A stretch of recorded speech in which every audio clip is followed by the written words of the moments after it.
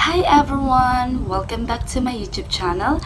So for today's video, we're going to do a makeup tutorial wherein I will be using an affordable makeups that I bought from Watsons and in other stores here in Catanduanes. So disclaimer, I'm not a pro makeup artist. I just know how to do makeups.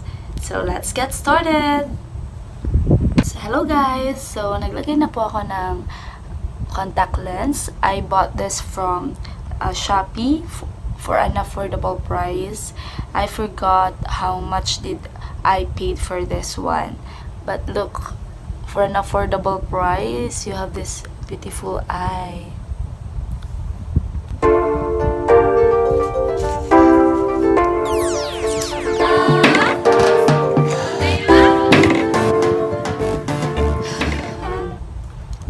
Naglinis na rin ako ng kilay ko. Lininisan ko na rin siya. So, magsisimula tayo sa primer. So, this primer, I bought this from Watsons. I forgot if how much is this, pero hindi po siya nagkakahalaga ng 500 pesos. I swear, ang ganda po nito. Lagay lang tayo ng kaunti sa face natin.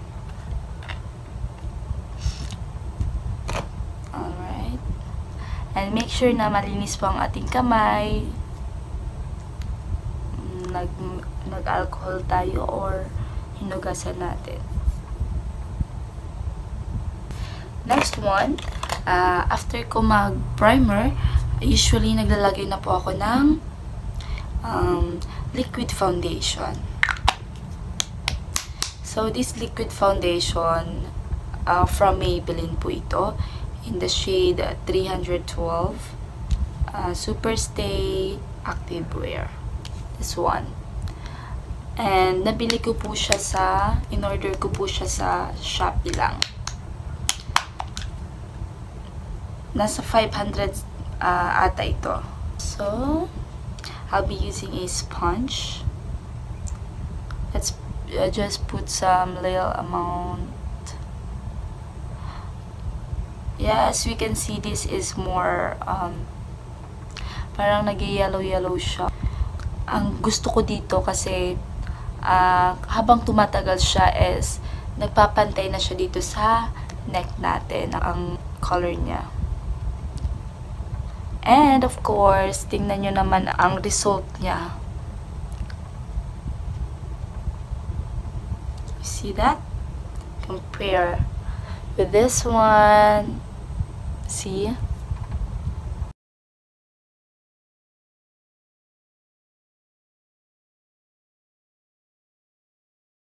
So I really suggest this foundation for those beginners. You can use this one. Wala ako ng salamin.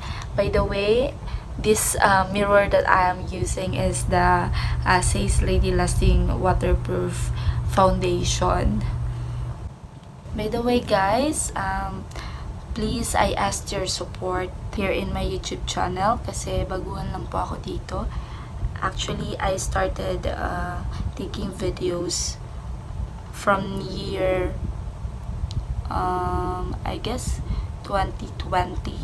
But, ayun, nung nagpasukan na naman, natigil na po yung pag-video ko. So, I realized na sayang naman yung pwede kong ma-share sa mga tao, lalo na sa mga estudyante na gustong matutong mag-makeup. So, yan. Kaya nag-video ako ulit. And sayang naman yung talent ko if di nyo siya makikita. Naalala ko, first time kong mag-makeup, first time kong ma-discover na marunong pala ako mag-makeup is nung senior high school ako. Kasi may isa akong pageant na sinalihan noon, si Mr. and Miss Senior High sa eskwelahan namin. Tapos, isa sa rules is dapat ang candidates or classmate niya lang ang pwedeng mag-makeup. So, Since wala naman sa mga classmate ko ang mahilig din mag-makeup. So, ayun, bumili na lang ako ng mga makeups. Ang budget ko nga lang nun is 1,000 pesos. Para sa lahat na yun na gagamitin kong pang makeup. Kaya sobrang mura lang talaga ng mga pang makeup na ginamit ko noon. So next, I'll be using this from Careline Acne Spot Concealer, but I will be using it here.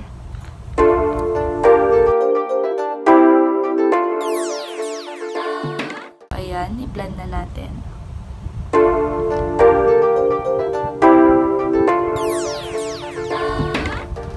Sana matakpan yung aking eye bags.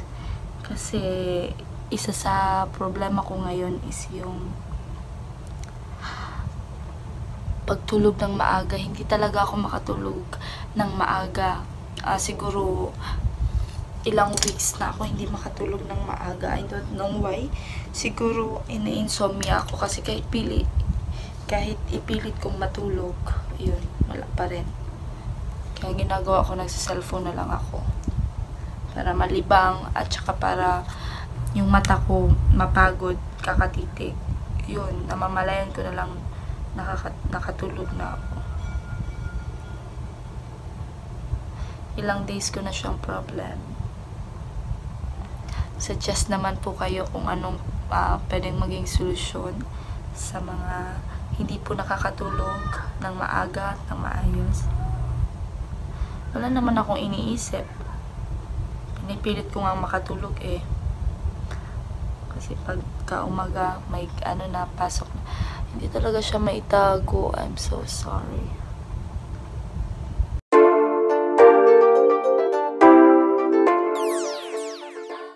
So, after this, naglalagay lang ako ng loose powder. Linalagyan ko lang siya.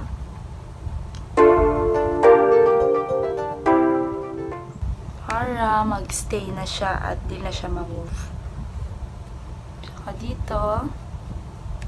And dito sa may taas. Ayan.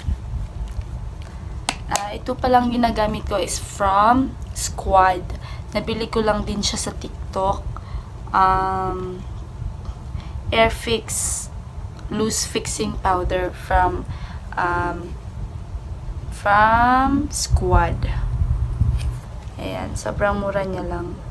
Sorry, madumi. Ayan. So, ayan, hayaan ko lang siya dyan. And after this, magkikilay na ako.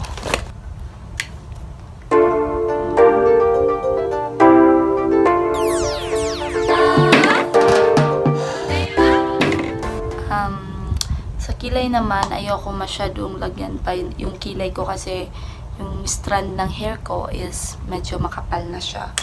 So, ang ginagawa ko is pinifill in ko lang yung mga wala lang hair. So, I'll be using pencil eyeliner.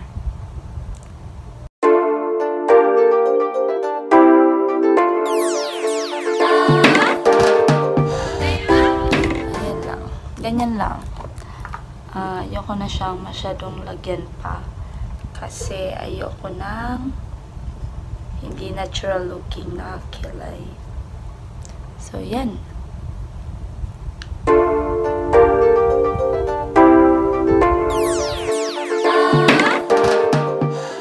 So, sa ngayon, gagamit lang tayo ng Vice Cosmetic. Isang shade lang po.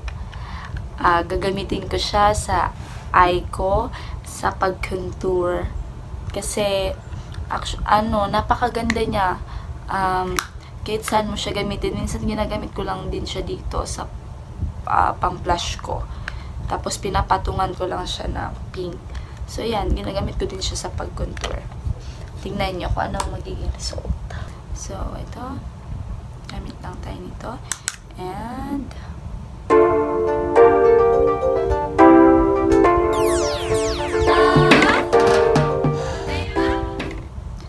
gusto ko yung medyo, lang, brown lang.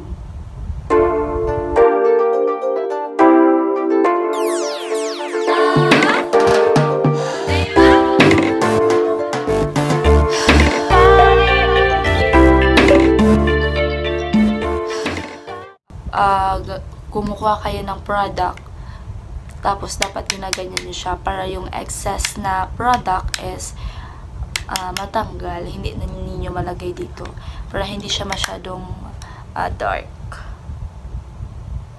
Tanggalin na natin itong mga excess na to.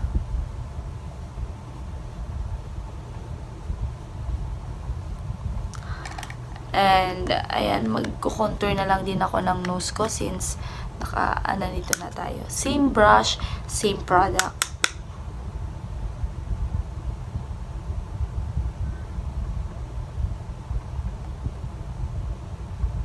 Ayan, nakikita nyo na.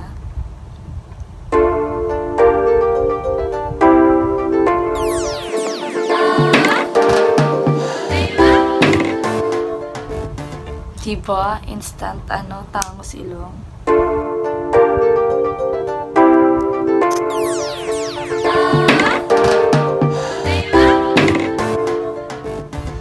Ayan. So, ang next na gagawin natin is gusto ko maglagay ng instant crease kasi tingnan nyo ang mata ko is masyadong bagsak ito. So, maglalagay lang tayo nito. Nabili ko lang din siya sa TikTok. Beauty Makeup Tools Elifed. This one. Kuha lang tayo ng kaunting water. Ito yung magsisilbi niyang pangdikit. So, ayan. Ito. Ayan.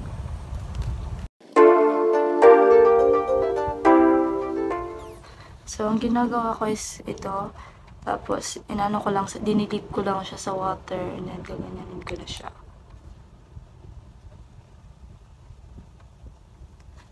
Hindi siya halata na meron kayong ganito. Yun ang gusto ko dito. As in, di ba?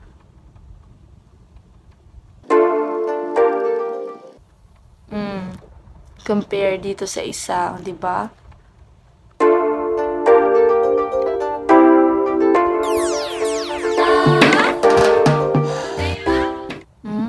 And here. Diba?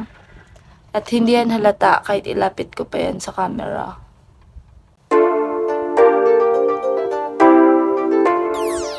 Yan, diba? Next, I will be using this false eyelashes.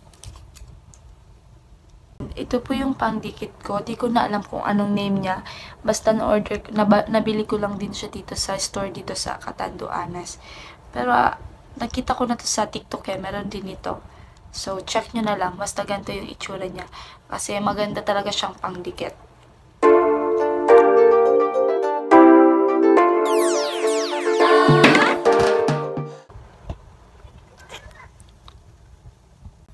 After ko maglagay ng white eyeliner, maglalagay lang ako nung Vice Cosmetic dito sa baba.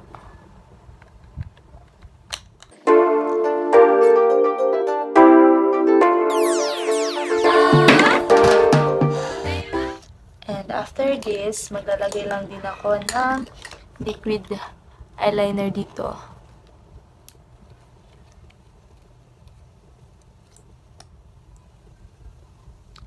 Itong liquid eyeliner is from Fluent Smooth Ashley Shine.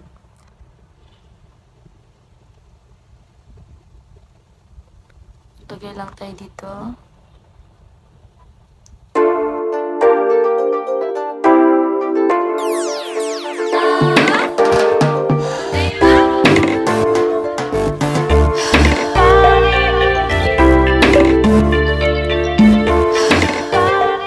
And then, after that, dito naman tayo maglalagay sa may dulo.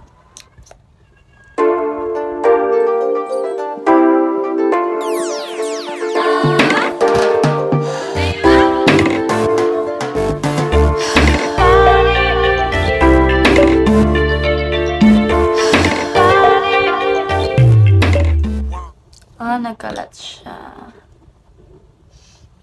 So, ang technique pag nagkalat siya, hayaan nyo lang siya na mag-dry. And then, ito lang din ang gagamitin ko para sa pag-contour.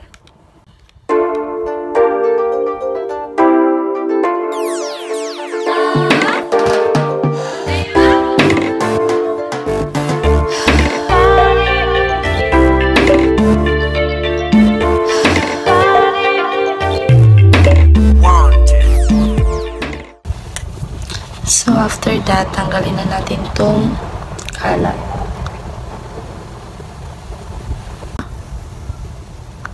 Ganyan lang.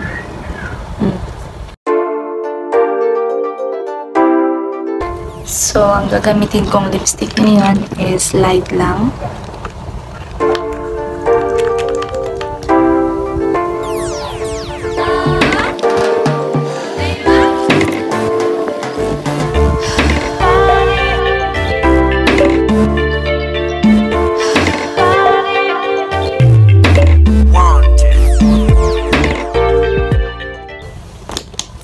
After that, lalagyan ko lang siya ng lip shiner.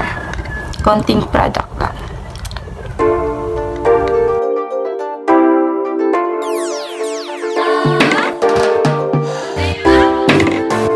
So, yan.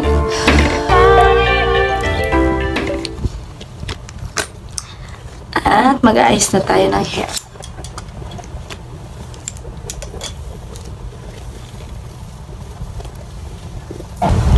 Hi guys! So, here is my final look.